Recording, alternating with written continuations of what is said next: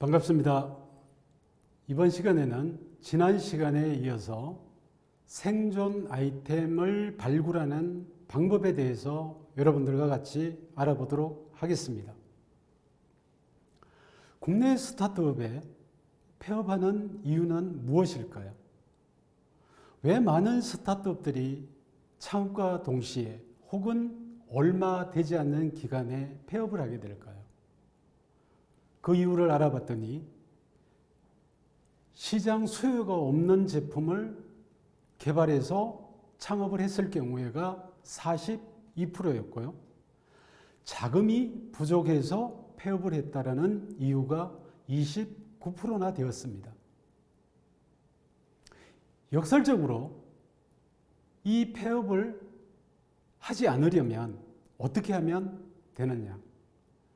좋은 아이템이 아니라 팔리는 아이템을 개발하는 것이 필요하다는 것을 알 수 있습니다. 또 아이템을 상용화하기 위해서 자금 조달 계획을 잘 세워야 할 필요성도 있다라는 것이죠. 그럼 여러분이 생각하는 아이템이란 무엇일까요? 여러분은 어떤 것을 아이템이라고 생각할까요? 아이템의 구분은 여러 가지로 구분할 수 있겠지만 대표적인 구분 형태는 장비형 아이템과 소모형 아이템으로 나눌 수 있다는 거죠. 그럼 여기서 창업을 해야 될 경우에 창업 아이템이란 무엇일까요? 여러분들이 해결해야 될 첫 번째 과제이고 창업에서 가장 핵심적인 부분이 된다는 것이죠. 그럼 생존 아이템이란 무엇일까요? 여러분들이 한번 정의를 내려보십시오. 어떤 아이템이 생존 아이템이 될 수 있는지. 고객의 심리적 욕구를 충족을 시켜주고 감성을 자극하면서 일상생활에 필요로 하고 특정 업종이나 집단에서 없어서는 안 될 가치, 즉 가치 있는 한 단위의 제품이나 서비스를 생존 아이템이라고 정의해 볼 필요성이 있다는 것입니다. 바꿔서 보자면 레벨을 업시키고 가치를 업시키고 그래서 시장 지위나 제품이나 서비스의 품질이나 브랜드나 자산이나 기업의 가치를 업시켜주는 아이템들이 생존 아이템이라고 정리할 수 있을 것입니다. 그럼 생존 아이템을 어떻게 발굴하느냐? 경제활동의 수단인 종목으로서 뭐예요? 고객이 원하고 자신이 즐겁게 할 수 있는 최적의 아이템을 찾아내는 것을 생존 아이템의 발굴이라고 합니다. 왜 생존 아이템을 발굴해야 하는가? 시장성이나 기술성이나 차별성을 유지를 하고 그로 인해서 매출과 수익률을 이익을 증대시키기 위해서죠. 그러므로 인해서 지속 성장이 가능하고 지속적인 생존이 가능할 것입니다. 이 지속 성장과 지속적인 생존이 가능할 때만이 여러분들이 생각하는 꿈과 이상을 실현할 수 있다는 것이죠. 생존 아이템은 그럼 어디에서 발굴을 하면 좋을까요? 표에서 보듯이 동종 산업에서 업무 수행 중에서 가까운 곳에서 발견하는 비중이 40% 이상을 차지하고 있다는 것을 알 수 있습니다. 주변에서 발견할 경우가 매우 높다는 것이죠. 주변에서 문제의식과 관심을 가지고 문제점을 해결하고 개선할 것이 없는지 찾아보는 것이 아이템을 발굴하는 가장 좋은 방법이라고 할 수 있습니다. 이 아이템의 진화는 어떤 과정을 거쳐서 이루어져 있을까요? 과거에는 과거의 아이템이었다면 가격이 저렴하고 양이 많고 나일론으로 만든 옷처럼 오래 사용할 수 있는 아이템이라면 가장 좋은 아이템이라고 할 수 있겠죠. 그럼 현재는 어떨까요? 품질이 좋아야 되고 기능이 좋아야 되고 고객의 욕구를 충족시켜 줘야 되고 신미한 디자인을 제공해 줘야 현재의 아이템으로서의 아이템이라 할 수 있다는 것입니다. 그럼 여러분들이 지금 창업을 하시려고 하는 이 시점에서 미래의 아이템은 어떤 것이 아이템이라 할 수 있을까요? 유일한 나만의 희소성이 있는 또는 첨단 기능을 가지고 있는, 그러면서 나만의 감성을 충족시킬 수 있는 아이템이라고 할 수 있을 것입니다. 아이템은 어떤 프로세스에 의해서 발굴이 될까요? 이런 건 불편하다, 불편한데 등의 의문을 가지고 출발을 하는 것이죠. 도출한 의문, 즉 불만사항을 정리를 해보시고 정리된 내용에 따라서 트렌드를 파악하고 파악된 트렌드에 의해서 트렌드와 부합되는지를 비교를 해보시고 부합하는 의문 후보 아이템으로 선정을 하셔야 되겠죠. 후보 아이템군을 압축을 시키시는 거죠. 압축된 후보 아이템을 가지고 환경이나 시장이나 기술, 수익성 분석 등을 통해서 성공할 수 있는 아이템인지를 판단해 보시고 이 아이템을 가지고 사전 타당성 조사를 한 후에 최종적인 하나의 생존 아이템을 선정해 보시라는 것이죠. 이 선정된 생존 아이템을 가지고 하나의 아이템을 가지고 생존 계획서를 수립하는 것이죠. 창업하실 때 대부분의 창업자분들께서 여러 가지 후보 아이템을 가지고 계획서를 한 장에 작성하는 경우가 대부분입니다. 이럴 경우에 기술하는데 애로사항도 발생이 되고 심사와 평가를 하는데 주 아이템과 서브 아이템이 구별이 되지 않습니다. 어떤 아이템의 수익률이 얼마가 나는지를 판단하기도 애매모호합니다. 하기에 여러 아이템 후보군 중에서 생존할 수 있는 하나의 아이템을 가지고 하나의 계획서에 작성해 보시라는 것입니다. 아이템 발굴 프로세스는 앞단에서 간단하게 언급해 드렸듯이 내 주변에서 가장 가까운 곳에서 어떤 이슈나 키워드를 찾는 거죠. 문제점을 찾는 거죠. 이 찾은 문제점을 가지고 상황을 가정해 보시고 불만을 도출해 보시고 이 도출된 불만을 아이템으로 전환을 시키셔서 사업계획이라는 시나리오 내지는 시나리오를 통해서 수요조사, 현장조사, 타당성 조사를 해보시고 유사 아이템이 있는지 없는지, 동종 아이템이 있는지 없는지 확인을 해보시는 일련의 과정들을 우리가 아이템 발굴 프로세스라고 할 수 있습니다. 그러면 생존할 수 있는 아이템의 발굴 프로세스는 앞단의 일반적인 아이템 발굴 프로세스와 같을까요? 그렇지는 않습니다. 우선 생존 아이템 발굴 프로세스는 트렌드를 파악하시고 법규가 어떻게 되어 있는지 제도나 조례를 확인하시고 이 법규, 제도, 조례를 확인하는 이유는 진입 장벽이 낮은지 높은지 내가 사업을 이 아이템으로 했을 때 인허가를 쉽게 받을 수 있는지 없는지를 파악하기 위해서 반드시 필요한 사항이라고 할 수 있는 것이죠. 이 트렌드와 법규, 제도, 조례를 파악을 한 후에 관찰을 해보시는 것이죠. 관심을 가지고 관계를 맺으면서 결핍 요소를 찾아내는 것이죠. 이 결핍 요소는 부족함과 불편함이 될 수 있을 것입니다. 이 고객이 느끼는 부족함과 불편함이 여러분이 사업을 하시려고 하는 창업 아이템이 되는 것이라는 것이죠. 그래서 아이템이 도출되는 과정은 나와 가까운 곳에서, 고객의 불편리에서, 지역의 자원에서, 문제점에서 발굴을 하실 수 있다는 것입니다. 창업기업의 생존율이 낮은 이유는 무엇일까요?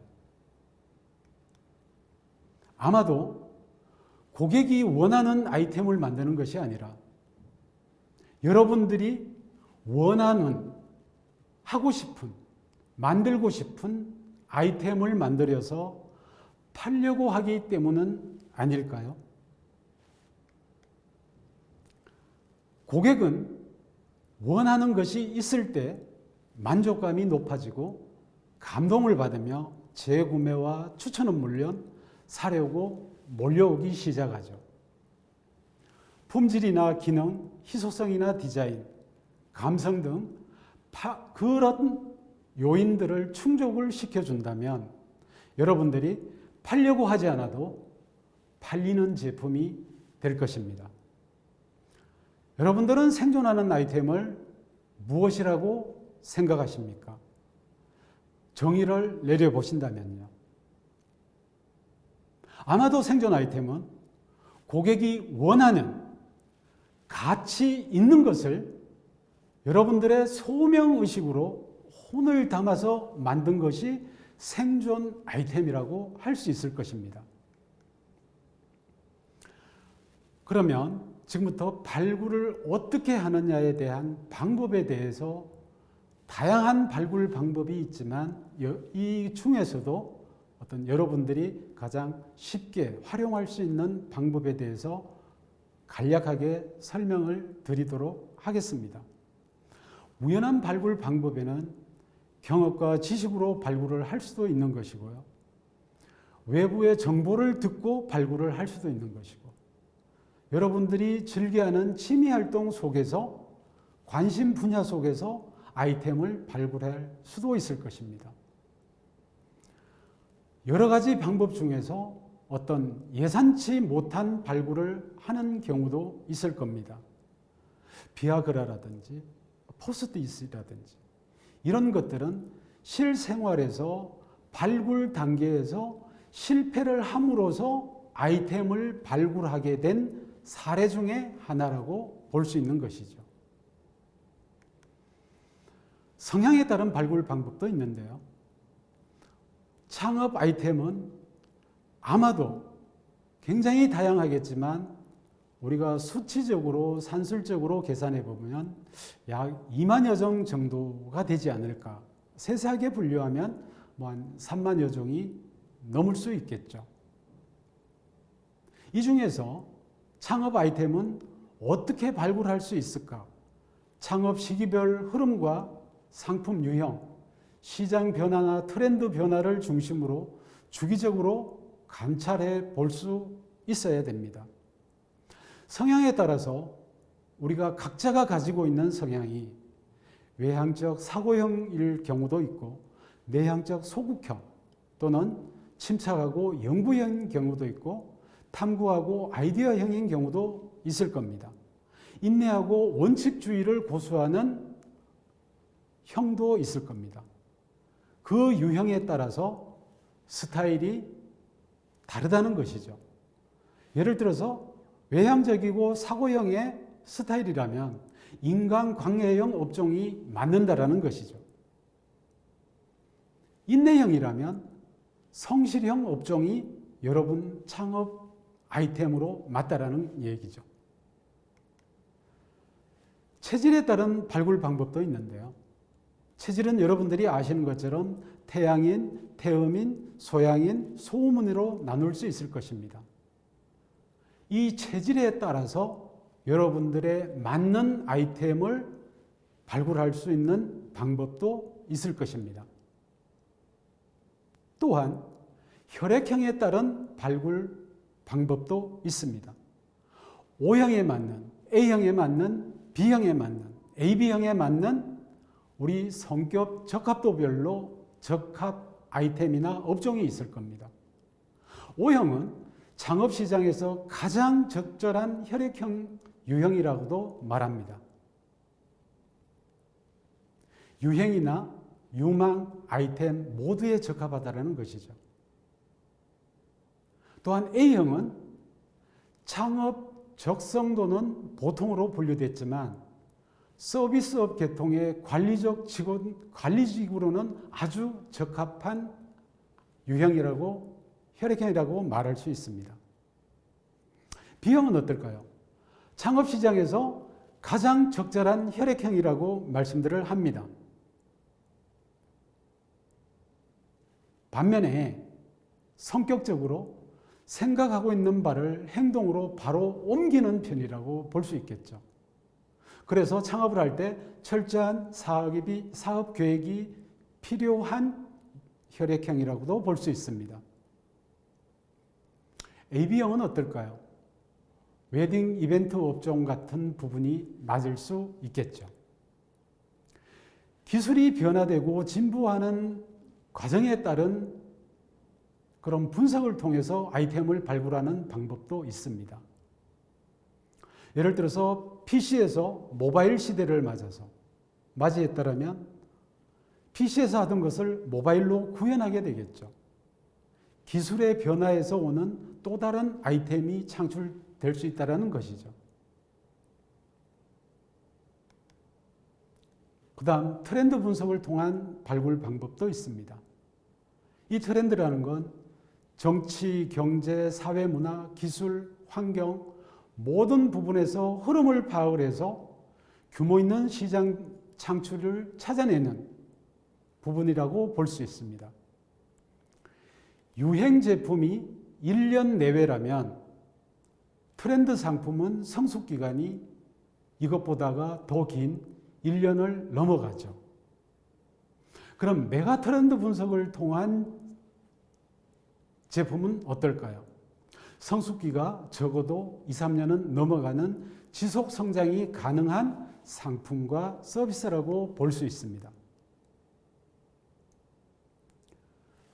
트렌드적으로 나홀로족이 증가해서 1인 가구가 증가한다면 1인 푸드라든가 가구라든가 용품이 증가하겠죠. 동반자가 없는 분들은 대신에 반려동물을 키우는 사람들이 많아지겠죠. 여유 시간을 활용하려고 하는 분들은 자기 개발을 하려는 사람들이 많아지겠죠. 이런 변화 속에서 니즈를 찾아서 아이템을 발굴하는 방법을 메가 트렌드 분석을 통한 발굴 방법이라고 말씀드릴 수 있겠습니다. 정부 정책을 통한 발굴 방법은 어떨까요? 정부 정책은 신규 법안이 나올 수도 있고 규제가 완화될 수도 있고 강화될 수 있는 정책도 나옵니다. 그리고 우리 창업자분들을 위해서 어떻게 지원해 줄까 하는 지원 부분의 정책도 나오기도 하죠.